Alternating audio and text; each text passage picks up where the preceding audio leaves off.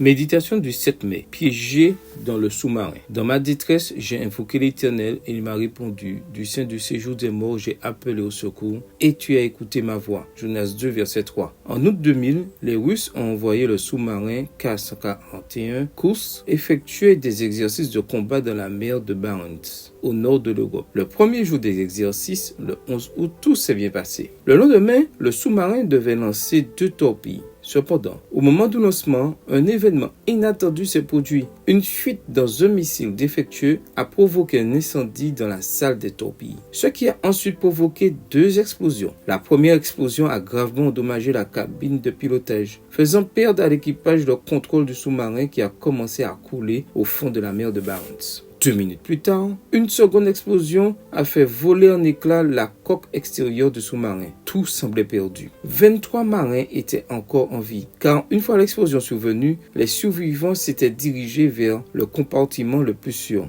Une note trouvée dans une des poches du lieutenant Dimitri Kolesnikov disait « Tout le personnel des compartiments 6, 7 et 8 est passé dans le 9e. Nous y sommes 23. Nous avons pris cette décision en raison de l'accident. Personne ne peut monter. » Finalement, bien qu'une équipe de secours ait été envoyée, elle n'est pas arrivée à temps et le sous-marin s'est rapidement retrouvé à court d'oxygène. Les marins n'ont pas réussi à survivre plus de 6 heures. L'histoire du K-141 Kursk ressemble à la nôtre. Nous quittons souvent la terre ferme de la volonté de Dieu pour nous aventurer dans un voyage sous-marin piloté par l'ennemi. Nous partons à la recherche de la liberté, mais sommes en réalité coincés entre les parois en acier inoxydable du navire et les profondeurs de l'océan. Lorsque nous nous rendons compte de notre erreur, nous sommes déjà tombés dans le piège de l'ennemi. Mais, contrairement aux Kursk, l'équipe de secours céleste, le Père, le Fils et le Saint-Esprit, se tient prête à nous sauver pour peu que nous acceptions leur aide.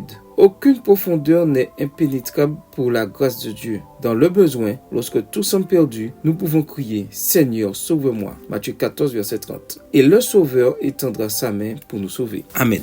Bonne journée à toi et que le Seigneur te bénisse.